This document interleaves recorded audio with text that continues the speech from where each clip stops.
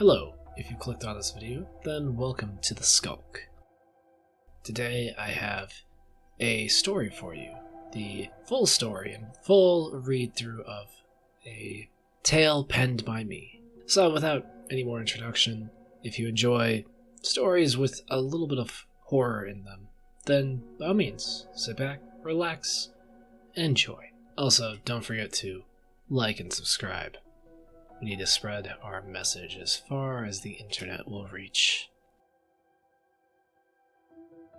Marcus turned away from the computer to take a much-needed break. He turned in his old, rigid swivel chair to look out the window at the overcast skies. Tiny droplets of rain had started steadily pinging against the window. He had been at it for over a week.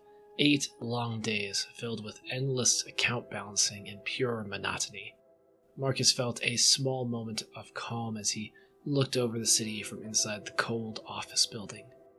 Marcus leaned back and ran his hand over his face, his thumbs pausing momentarily to investigate the bags that had formed under his eyes. His eyes ached from the time spent staring at a screen. Overworked was too tame a term for what he felt.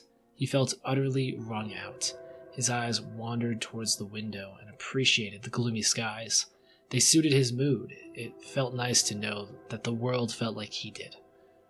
Eventually, he turned his attention back to the computer. At least his prison was next to a window. Another interruption came a few minutes later. Steve stopped by Marcus's cubicle on his way out of the building. The boss didn't stay late, of course. Marcus went through the motions and told Steve he didn't mind working overtime, again. Being a team player was rewarding. All the while, Steve's Rolex and class ring glinted garishly. They taunted him with a life he would never have. Steve loved to flaunt and wore both every day without fail. The overpriced hunks of metal always gleamed on his tanned hands. Marcus said something about needing to return to work, and Steve finally walked away to go home. Marcus had been told this was how it was going to be. Each year, January was their busy month. Of course, there's no way to anticipate this. It only happens in the same month every year. The business can't afford more workers, or so the higher-ups claim. After all, what would they do after business died down? Well, they would probably fire them, honestly. What's the point in having a few extra hands and letting your employees have a slow day? That doesn't increase profits. Marcus chuckled. The thought shouldn't be funny, but laughing made him feel better. A little better, anyway. He sank into the cheap desk chair again and refocused on his station. The tiny cubicle seemed to fold in on him as he worked. He lost awareness of anything else as he willed his exhausted brain from one monotonous task to the next. Each account he closed should have felt like a victory, another step closer to home. He knew he was hours away from going home with each completed task. By the time he was finished, each account was all caught up and tidy. It was dark outside, fog clinging to the windows. He stood and stretched. The office was deserted, save the custodian, a woman in her early 60s. She had faded gray hair. It framed her face in strands that seemed less like a style and more like neglect. Her hands were bony and gnarled as she clutched a rag and dusted down desks. She looked simultaneously like a grandma and a witch. She was wiping things down near his cubicle, scowling. Her name was something like Edna. No, that wasn't it. He wished she had a name tag. Marcus checked his phone. He had 5 missed texts from his daughter. They were all asking when he would be home. He grabbed his jacket and bag, hit the power button on the work computer, and started to walk out. On the way, he passed the custodian, who scowled up at him. He wasn't sure if she could smile. Maybe her face was stuck that way. As he went past the woman smoke, her voice creaked like an old, unused door. Working late again? How come it's always you? Marcus looked at her, willing his brain to work. Why did Edna care? The schedule was horrible, but he needed the overtime. He didn't like it, but this was how it was. Complaining wouldn't change anything. Edna didn't seem to notice. If I were you, I'd have done something about it by now. Who cares if someone else has to pick up the slack? Marcus's brain finally caught up. I'm sure they used to work just as hard as me. It's part of climbing the totem pole, you know? It's not so bad, although I am tired, thanks for your thoughts. But I should get home. Marcus kept walking to the elevator, but he heard Edna call from behind. You know, he keeps his office unlocked if you ever want to mess with him. No cameras over there either. He probably set that up on purpose. That's why no one has noticed his extra meetings with his secretary. Marcus looked back. Why would I want to break into my boss's office? Maybe you could get a bonus. She grinned and cackled. Or you could change your schedule. That man's so far up his ass that he probably would overlook it anyway. I think he has 4 of those watches. I can't fault him for it. The gold looks nice. She snorted. He would never steal anything. Marcus was indignant. She would think he would fall to that level. He was sure she had already done something based on her suggestion and tone. Have a good night. Marcus trailed off and didn't try Edna. Maybe it was Susie? He decided it was better to avoid using a name altogether. My name is Diane. Good night, Marcus. Her scowl returned. Say hello to your daughter for me. Marcus thought about Diane as he walked to the BART station. The rain had started coming down now. It was going to rain all weekend. He vaguely remembered Steve and his other co-workers complaining about it, even though San Francisco was usually foggy, as if complaining would stop it from ever raining here. Marcus realized he had forgotten an umbrella. He tried to collect his thoughts as he waited at the station. He knew he'd never mentioned his daughter to Diane before. She hadn't worked there that long, at most a few weeks. Perhaps she had just overheard someone, but something about her unnerved him. He didn't know where they found her, but she had already implied she was stealing from her employer. Marcus tried to put it out of his head and resolved to report her later. He was sure that if anything were stolen, security would catch it or someone would notice. The train arrived and he stepped on. He found a seat and hoped it would be a peaceful ride. After Diane's behavior and the unsettling mention of his daughter, Marcus hoped she would be gone soon. He tried to relax and ignore the noise and the smell of urine. It was coming down now, but somehow nothing smelled like rain. The stench of the city only got worse. He still had a long walk after the train. The screeching of the train rang through his head like banshees calling to him. After arriving at his station, he still had to walk home, berating himself for forgetting an umbrella. Marcus began the journey.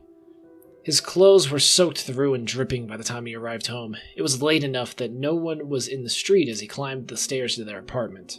Zoe had left the kitchen light on for him. He went to the fridge and grabbed a slice of leftover pizza from the previous night. Kicking off his shoes, he went down the hall to his room. Their apartment was small, just a tiny kitchen area with an island dividing it, a small living room space with a couch, and Zoe's Nintendo Switch. They'd had a TV with it, but it had broken a few months back, so now they just propped the Switch up to watch things.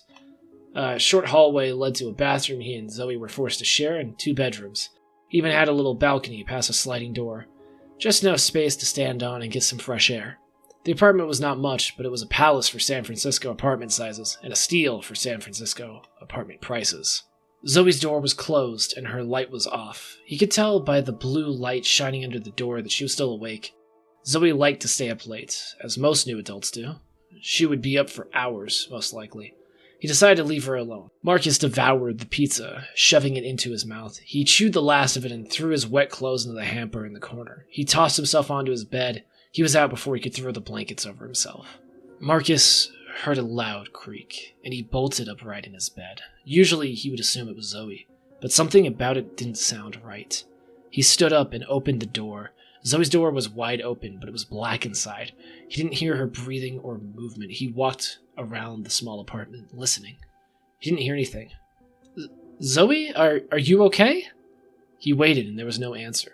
He entered the living room and saw someone standing on the balcony, just a silhouette against the city lights reflecting off the clouds. The door was open, and there was a cold breeze coming through. He breathed a sigh of relief.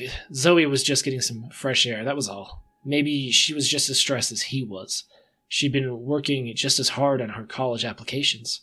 He started walking towards the door, but his foot struck something. It wasn't hard, it felt spongy. Marcus looked down at someone lying on the floor as his eyes finally adjusted. He flung himself back, falling to the floor. No, please no. Panic settled in as he realized how she was lying, on her side. Blood pooled on the floor around her head, the same way he'd found her 2 years ago. Her black hair was coated with her blood from the gaping wound on the back of her head. The wall behind the couch was covered in viscera. A revolver still lay in his wife's hand. He froze as the figure on the balcony turned, slowly, deliberately. The body on the floor began to warp and flex. There was a snapping sound. Her neck ripped and forced her to look up at the ceiling, and her face was frozen, mouth open, almost laughing.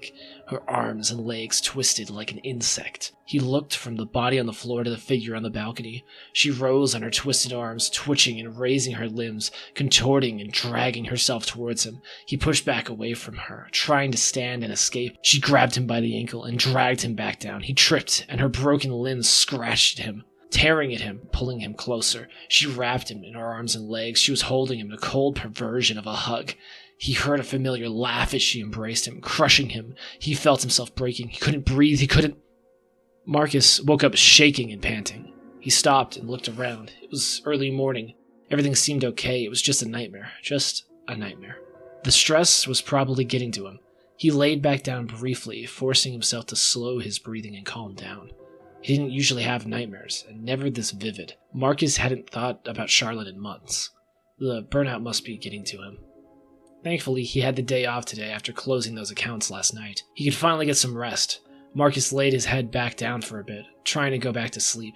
He kept hearing Diane's creaking voice, his dream echoing in his head, discovering Charlotte again after what she had done to herself. He sat up as he realized sleep was not coming to him. He decided to get some coffee. He moved to the living room, drinking his coffee and watching videos on his phone. He had the volume down to not wake Zoe and watched anything to distract himself. As he watched, his head became heavy despite the caffeine. He let his head fall to the armrest and fell back to sleep. Zoe woke him up when she walked into the kitchen to steal some coffee from the pot. He shook his head a bit to wake up. He watched his daughter pour the coffee, her messy, dark hair covering part of her face. Seeing her reminded him of Charlotte again.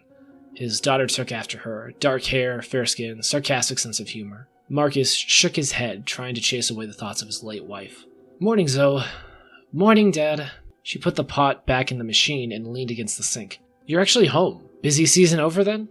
"I hope so. I got everything caught up last night. I have the day off, so if there are more fires, it must wait until tomorrow." She grinned back. "Great, I don't want to take your whole day off, but can you help me with this essay? It's for Berkeley. I already edited it. I just need you to read it and tell me if you think it could use any work. That is, if you haven't forgotten how. College was probably like 50 years ago for you."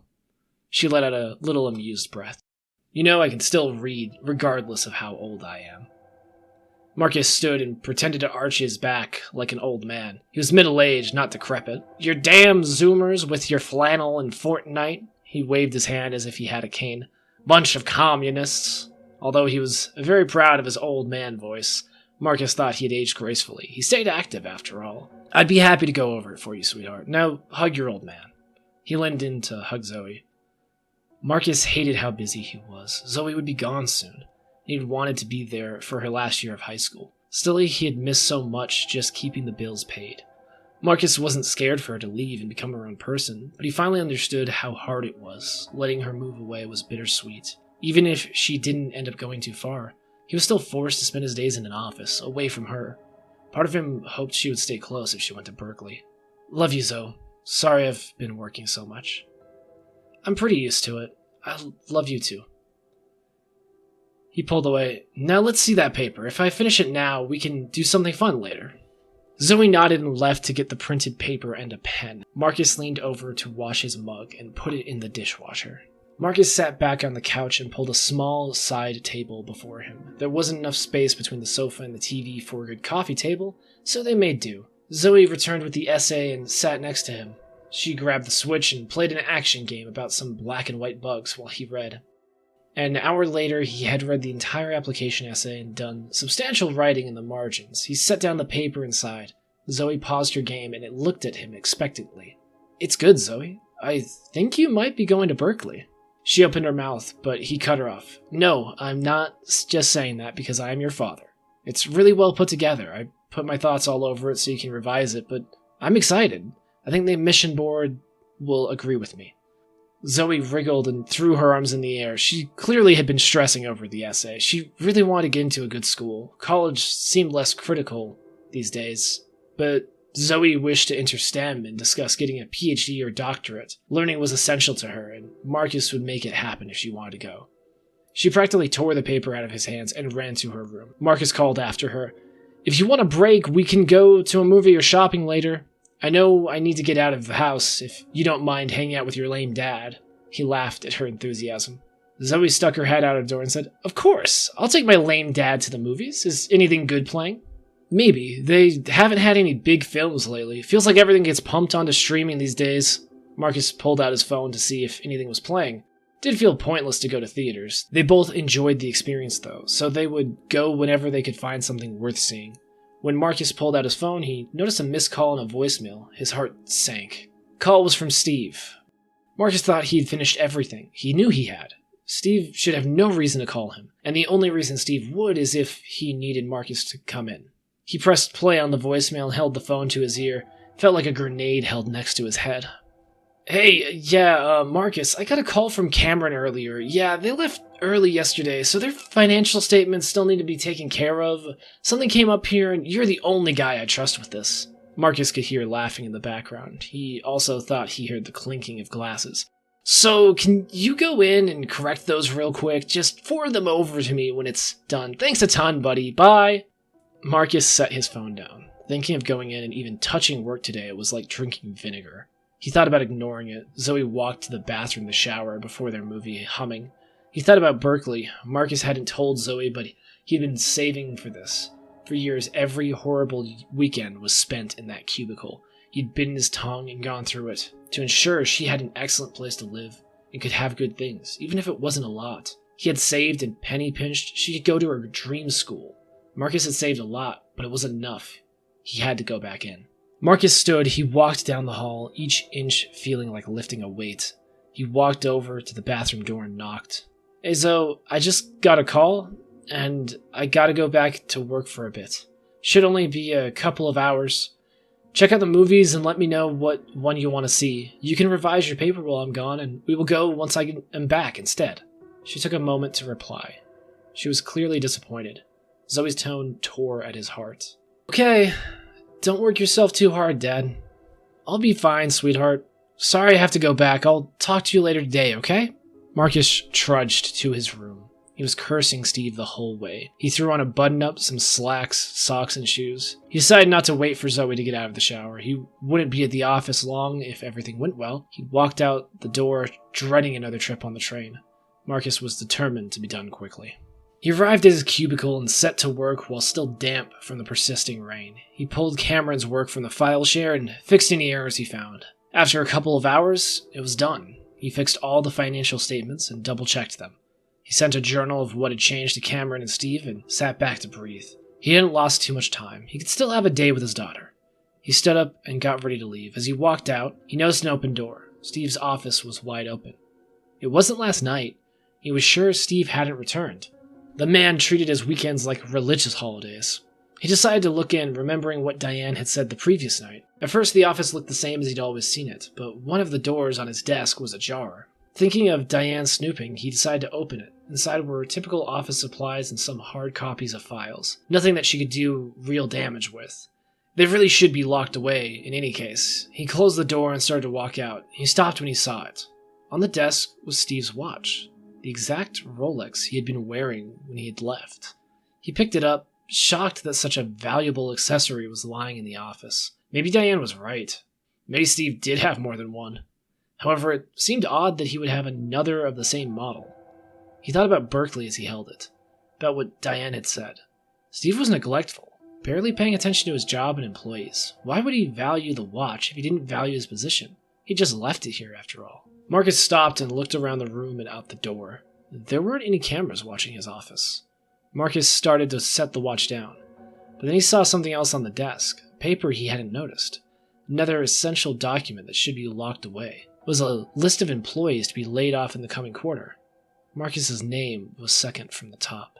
He was instantly livid after everything he had gone through. All the burnout, all the years of work hoping to get ahead.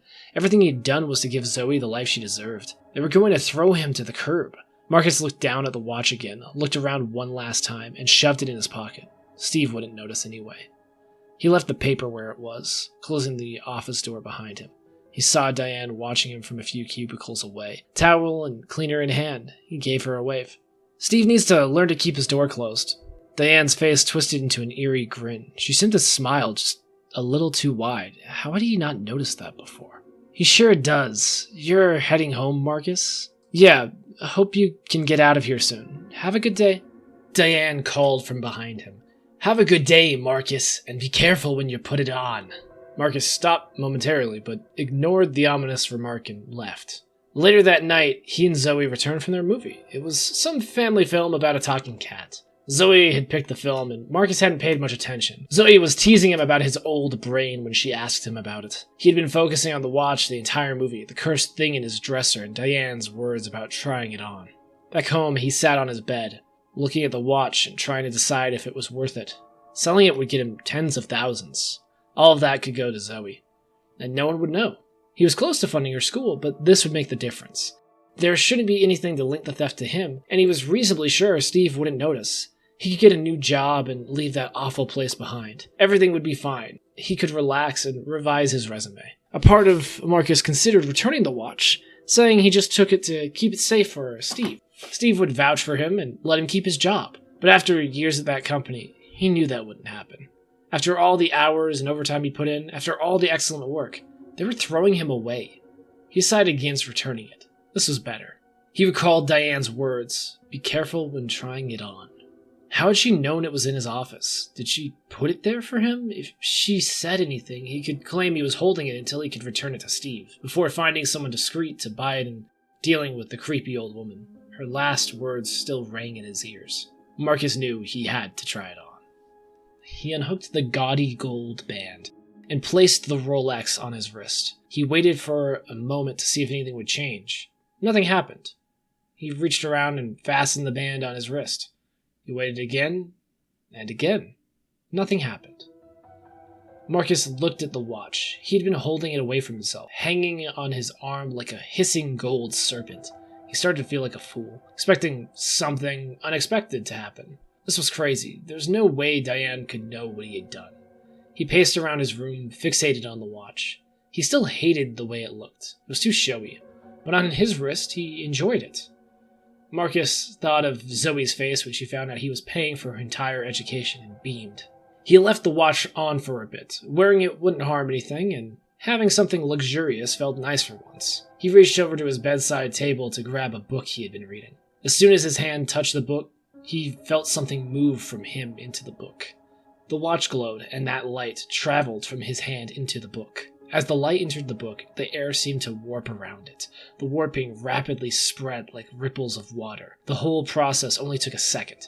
Once done, the book shone and reflected the room's light. Marcus pulled his hand back as if the book had scalded him. He looked at his hand, quickly holding it away from himself. He carefully undid the clasp and let the watch fall onto the bed. Nothing happened. He reached over and touched the book. It was a lot heftier now and shimmered in the light. He watched the book, seeing if it was do anything. When it didn't explode, he picked it up. The cover refused to budge. He thumbed the pages, and the thin gold film shifted slightly. The book had changed into pure gold. He wouldn't be able to finish the story. Extraordinary. His thoughts raced as he immediately wanted to try more. He looked around for something that he wouldn't mind losing. He decided to try a glass he'd left on his dresser. A gold cup wouldn't be too odd if he had to get rid of it, although having a gold book in a gold cup probably would be strange. Still, he reached out and touched the cup. Nothing happened. So Diane hadn't lied, and he hadn't misheard her. She knew about this somehow. The watch would turn whatever he touched to gold so long as he worked. He could make anything gold. He could use this power to get whatever he wanted. No more pinching, no tiny apartment. Marcus could give Zoe whatever she needed. Someone with a large amount of gold, seemingly out of nowhere, could arouse suspicion. Marcus would have to find a way around that. He needed to do it again. He had to be sure that he understood the process. Now that he knew he wouldn't change his door, he put the watch in his pocket and walked out of his room. He passed by Zoe's room. She was still working on her paper and didn't notice he'd left. He went out their front door and down to the street. He looked around for a rock or piece of cement. It could look like some natural piece of gold. He found a few pieces of asphalt near a pothole. He surveyed the street. No one in the street or the sidewalk that he could see. He bent down and tried touching the pieces. Nothing. He pulled the watch from his pocket and fastened it to his left wrist. He grabbed the sample, no more prominent than his thumb with his right hand. Nothing happened. After a moment of thought, Marcus tried his left hand, which was the wrist the watch was on. The feeling returned and flowed through him into the chunk. He was still astonished when the little piece of asphalt warped and rippled. Marcus picked it up and studied it. Surely enough, it was gold. The watch turned things to gold. It didn't seem to have a limit on what type of things it would change. The change only worked if Marcus touched something with the same hand the watch was fastened to. Lastly, he could remove the watch and safely handle things again. He stopped looking at the shining chunk in his hand and stared off into the street. Marcus peeked around again. He felt as though every window had a pair of eyes in them. Remembering his dream, the things Diane had said, the watch hadn't done this before he had picked it up. She had mentioned Zoe, and Zoe was alone upstairs. Marcus had to get back upstairs. He stood up, dropping the golden asphalt in the gutter. Marcus sprinted back to their apartment. He was careful not to touch himself or anything else with his left hand while he went to undo the watch. He did not want to know if this ability worked on his own body. At the stairs now, Marcus stopped to take off the watch. He pulled the delicate latch. It did not move. He tried again. The latch refused to yield. He tried for another minute. A new panic joined his concern for Zoe. This was fine, he reasoned. He would check on Zoe, ensure that Hag was nowhere near his daughter, and then figure out the latch. He reached the stairs and took them two at a time. Marcus reached the door of the apartment and threw it open. The only light came from his and Zoe's rooms. He was ready to use the watch on Diane if it came to that. Just one touch would make sure he and Zoe were safe from her and whatever this thing was. He kept his left hand down and to his side, slightly behind, as if it were a dagger he was hiding. Marcus knew where Diane would be. After his dream, he knew. He looked over to the balcony and saw a figure. The dark figure turned to look at him. The lights of the city outlined her. He ran to the sliding door and slung it open. Zoe jumped into his arms. She squealed in excitement and hugged him. "Dad, I finally finished!" Marcus's panic and reflexes took over. He lifted his hands and leaned back as she hugged him. Zoe's beaming face was the last thing he saw as his left hand gently tapped her bare arm. Everything slowed down as the same feeling flowed through him. She didn't realize it as her face warped in front of him. Her smile became otherworldly as reality shifted and her flesh rippled. The next moment, she was gone. Zoe's face shined as it caught the little light, replaced with a smooth, golden facsimile. The momentum and new weight slammed into him, and they fell together to the floor, his daughter's golden arms holding his waist. As they landed on the carpet, her weight hit him. He had two sharp cracks. The first was from the floor. It was somehow holding the immense weight of the statue. The second noise came from somewhere in his body. Marcus thrashed, trying to get out from under his daughter. His chest was in agony. He coughed, struggling to catch his breath. He frantically tried to push off the golden statue that had replaced his little girl. He realized that it was hopeless and started sobbing. Blood came up with his hacking and cries. He laid still, looking down at the situation. Zoe's arms had broken the floor, keeping some of her off of him. The weight was still enough to flatten his body. The bones in his waist and thighs were splinters. There was a pool of blood rapidly expanding under him. He was pinned entirely, and through the haze of pain, realized something worse than the pain. He couldn't feel his legs. He tried to shimmy out from under the weight. Pain shot through him as he moved. Something had snapped in his chest, and his lungs refused to work. He laid his head back, gasping, crying, and looking at his daughter's smiling face. Her young face was frozen in a freakish grin. He couldn't look away. He heard a familiar cackle from the doorway. Marcus turned his head. His vision began to fade as Diane sauntered into the room. Diane bent down to unsnap the watch from his wrist. "Thank you so much, Marcus." If you've made it this far and you enjoyed the story, please feel free to like and subscribe. I'll share more of any tales that I create or anything interesting I find here for you. If you do subscribe and join the Skulk, then welcome. Spread our message as far as the internet can reach. Have a good night.